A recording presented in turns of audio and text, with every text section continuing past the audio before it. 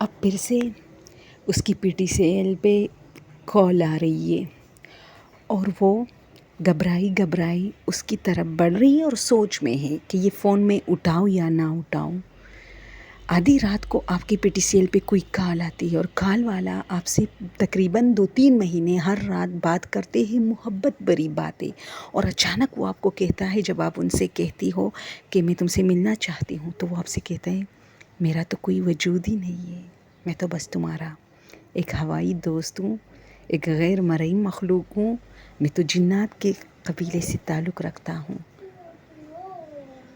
السلام علیکم دوستو، بہت ہی زبردست خوبصورت اور ہارر واقعہ جسے سن کے آپ لوگ شوق میں جاؤ گے۔ یہ کہانی ہے 1955 کی۔ کہتے ہیں کہ ایک خوبصورت سی لڑکی تھی، میرے خیال میں اس وقت شاید موبائل نہیں تھا، تو وہ اکثر ندیوں پہ جاتی تھی۔ اس کی مطلب ایک کیا کہتے ہیں اس کو، ہم کیا کہہ سکتے ہیں، ایک مشغلہ تھا کہ اسے جو ہے یہ ندیوں پر جانا اچھا لگتا تھا۔ تو وہ جب ندیوں پر جاتی تھی تو بال کھلا چھوڑ کے اور اپنے فراک میں وہ پوری کی پوری اس ندی میں نہانے لگتی تھی، اور مطلب اپنے ساتھ کھیلنے لگتی تھی، اپنے سہیلیوں کے ساتھ، کبھی کبھار اپنے امی بہنوں کے ساتھ۔ اس طرح وہ بہت زیادہ یہ کام کرتی تھی، اکیلی بھی جاتی۔ تو کہتے ہیں نا، ہمارے بڑے تو ایسے ہی کہتے کہ ایسی جگہوں پر جب آپ اکیلے جاتے ہو یا آپ اپنے بال کھلے چھوڑتے ہو تو کچھ شیطانی جو پاورز ہوتے ہیں، جس کو مطلب ہم لوگ تو غیر مرئی مخلوق یا another creature یا اس طرح کی جنات، ہاں صحیح لفظ ہے جنات، یہ کہتے ہیں، تو یہ چیزیں آپ پر بہت زیادہ اثر انداز ہوتی ہے۔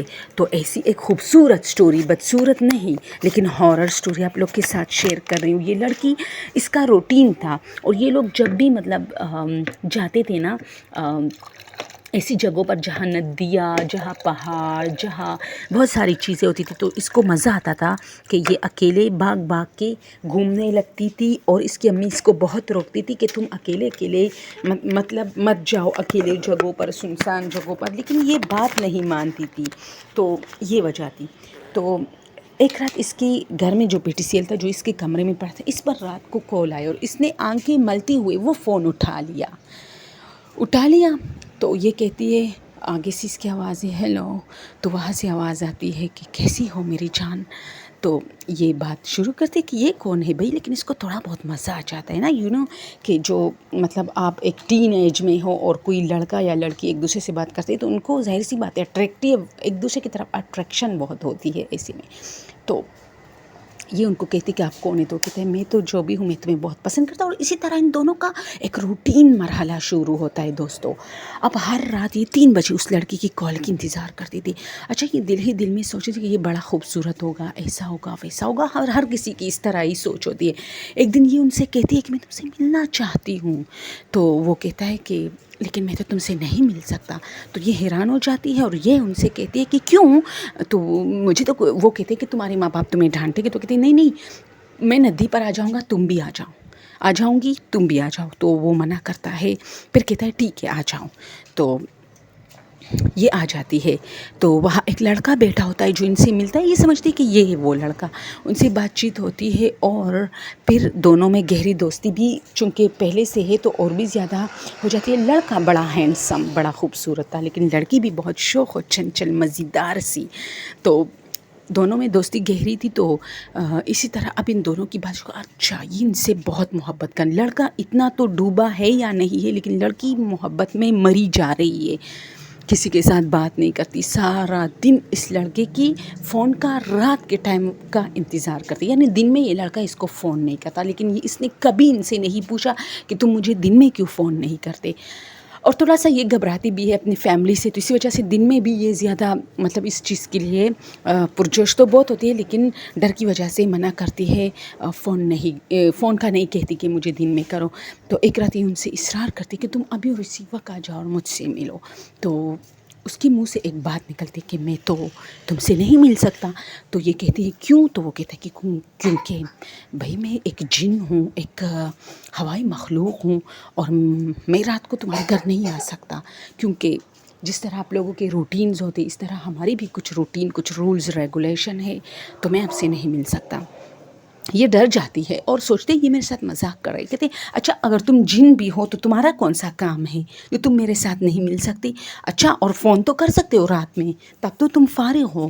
خیر یہ اس کو بہت اصرار کرتی ہے تو یہ لڑکا آ جاتا ہے ملنے، اور دونوں اب ہر رات ایک دوسرے سے ملتے ہیں، دیر ساری باتیں کرتے ہیں. چاند راتوں میں یہ دونوں ندیوں پر جاتے ہیں، اور یہ لڑکی کہتی ہے کہ وہاں ندی کے پانی اور پھر اس کے اوپر ایک بڑا سا چاند، اور اتنا مزہ آتا تھا مجھے کہ پانی میں پورا چاند نظر آتا تھا، اور ہم دونوں جو ہے ندی پر بیٹھے ہوتے تھے.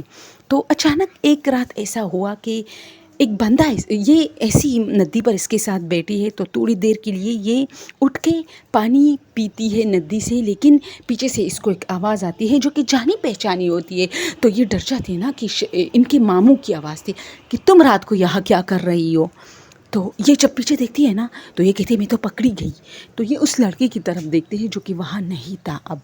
تو یہ تھوڑی ڈر جاتی ہے اور ہمیں ماموں سے کہتی ہے میرا دم گھٹ رہا تھا تو میں نے سوچا کہ میں ندی پر آ جاؤں. تو وہ اسے بہت ڈانٹتا ہے کہ ایسا تو کبھی کسی گاؤں کی لڑکی نے ایسا قدم نہیں اٹھایا.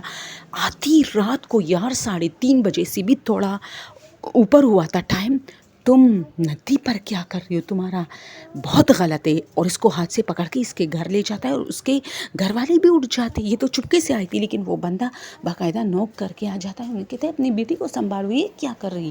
تو سب گھر والے سے ڈانٹنے لگتے ہیں اور ماموں سے پوچھتے ہیں کہ اس کے ساتھ کون تھا؟ تو وہ کہتے ہیں کوئی نہیں تھا، اکیلی بیٹی تھی.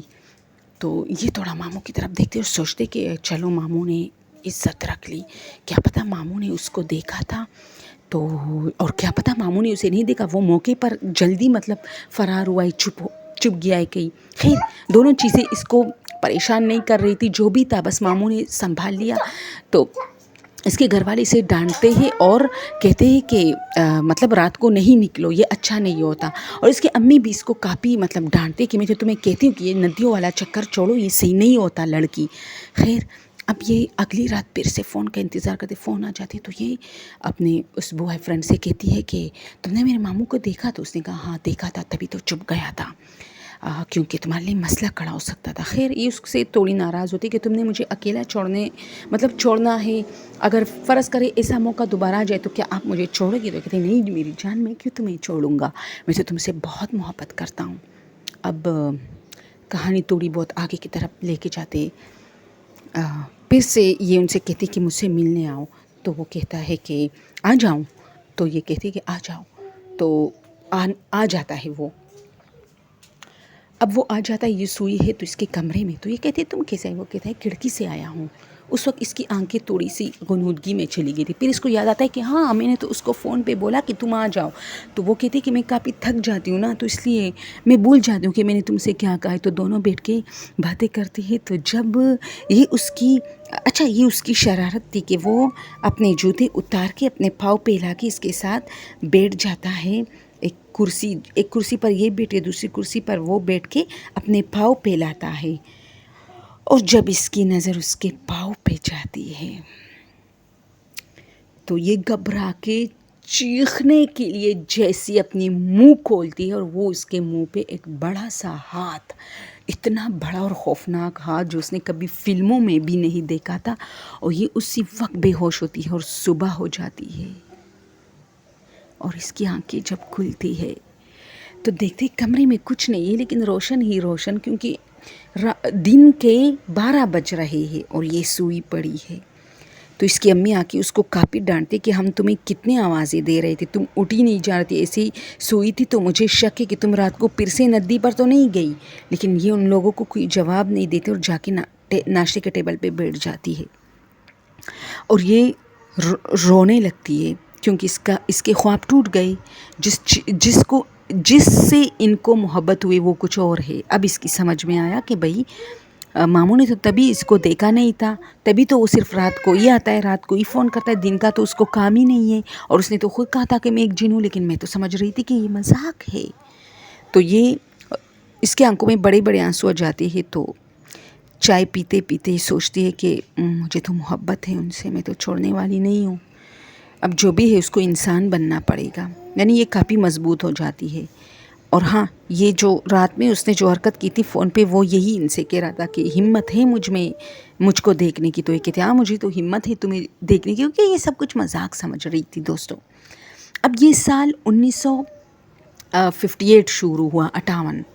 اسی طرح 3 سال گزرے, یہ لڑکا آتا تھا اور پھر اچانک اس نے دیکھا کہ اس کے پاؤں ایسے ہی ویسے اس کے رشتے آنے لگے. تو یہ لڑکا آ کے ان سے کہتا ہے کہ تمہاری تو شادی ہونے والی ہے. تو یہ کہتی میں تو شادی نہیں کروں گی, تمہیں سے کروں گی. سوری تھوڑے سے ہم پشتو اسپیکنگ والے تھوڑے مسٹیک اردو میں کرتے, اس کے لیے معذرت چاہتی ہوں.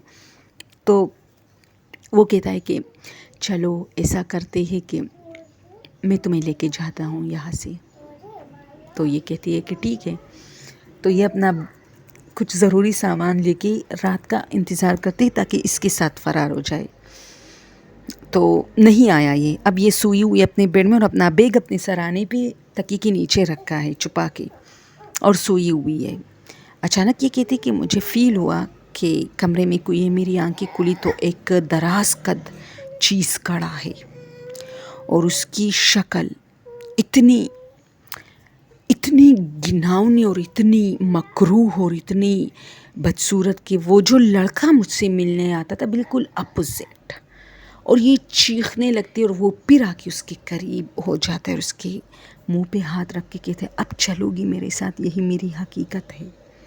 لیکن تم, ہاں ایک چیز تھی کہ یہ انکار کرتی ہے اور وہ اسی وقت, کیونکہ یہ چیختی چلاتی ہے تو باہر سے کوئی آ جاتا ہے نا, ان کی امی یا ابو, تو وہ بندہ وہ جو تھا وہ غائب ہو جاتا ہے.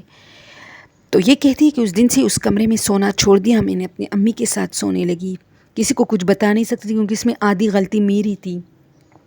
اب جن پہ سارا قصور تو میں ڈال نہیں رہی تھی, میں نے اس کو زیادہ وہ کیا تھا کہ نہیں آ جاؤ, حالانکہ وہ خود کہتا رہا کہ وہ ایک جن ہے اور بوڑھا جن ہے. یہ سب سے غلط ہوا تھا کہ میں نے کسی بوڑھے شخص سے محبت کی تھی.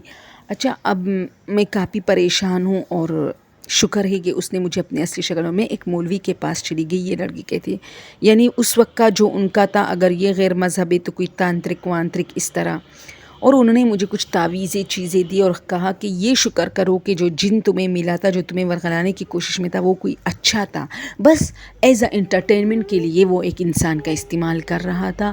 لیکن اس نے تمہیں اپنی سچائی بھی دکھائی کہ وہ بوڑھا ہے, بہت مکروہ شکل ہے اس کی, اور یہی اس کی حقیقت ہے. اب اگر جانا چاہو تو آ جاؤ. وہ بال بچ گئی تھی.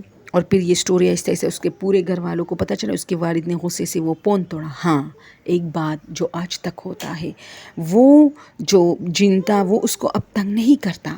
اب یہ بات ہے 1988 کی کہ یہ شادی شدہ تھی, اس کے 2 بچے بھی ہو گئے تھے, اور وہ جن اب اس کو تنگ نہیں کرنا اس کے سامنے تھا, کیونکہ اس نے بہت سارے دم کیے تھے اور ایسے تعویذیں اور بہت ساری ایسی چیزیں کا سہارا لیا تھا جس سے اس کو کوئی نقصان جنات نہیں پہنچا سکتی. جو بھی تھا جادو وادو جو بھی اس نے کیا تھا اس کا مجھے پتہ نہیں, لیکن اس میں اسی طرح بتایا گیا تھا.